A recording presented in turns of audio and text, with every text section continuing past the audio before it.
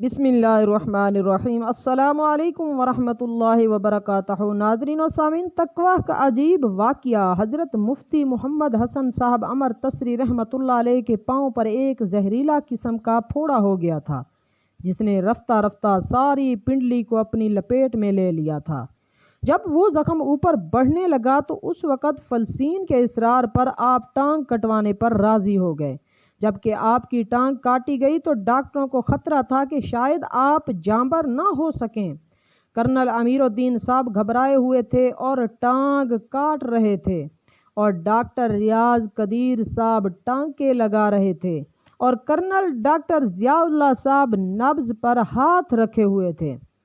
दो लोग समझ रहे थे कि मुफ्ती साहब भी परेशान होंगे, मगर आप बिल्कुल मुतमईन थे और फरमाया कि मेरे लिए तो आज ईद है।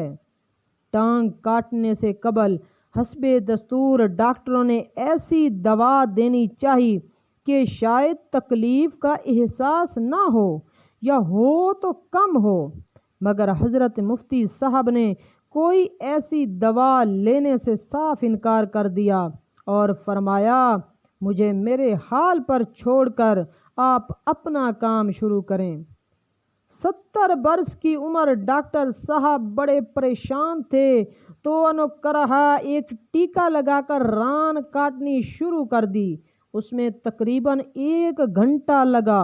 ऑपरेशन के वक़्त जब जिस डॉक्टर ने आपकी नब्ज़ पर हाथ रखा हुआ था, उसका कहना है कि हैरत है, ऑपरेशन के शुरू और इख्तिताम तक नब्ज़ की रफ्तार में सर मुँह फ़र्क नहीं आया।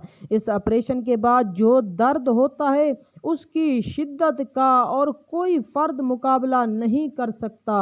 मगर हज़रत जिस बशाशत के साथ ऑपरेशन रूम में दाखिल हुए थे, उसी के साथ वापस हुए जैसे कुछ हुआ ही नहीं। हज़रत अल्लामा सैयद सुलेमान नदवी रहमतुल्लाह अलैह जब हज़रत मुफ्ती साहब रहमतुल्लाह अलैह की अयादत को तशरीफ़ लाए, तो आपने इस इस्तकामत का, जो कि टांग कटने के वक़्त थी, राज पूछा।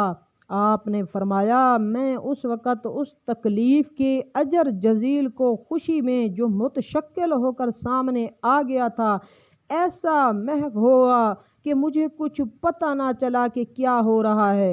ये ऐनुल यकीन तक का मकाम था कि तकलीफ़ तक का एहसास ना हुआ। नाज़रीन और सामीन, वीडियो अच्छी लगी तो लाइक कर दे। ऐसी इंटरेस्टिंग स्टोरी और वाक़यात के लिए हमारे चैनल को सब्सक्राइब करके साथ वाले लगे बेल के आइकन को लाजमी प्रेस करें।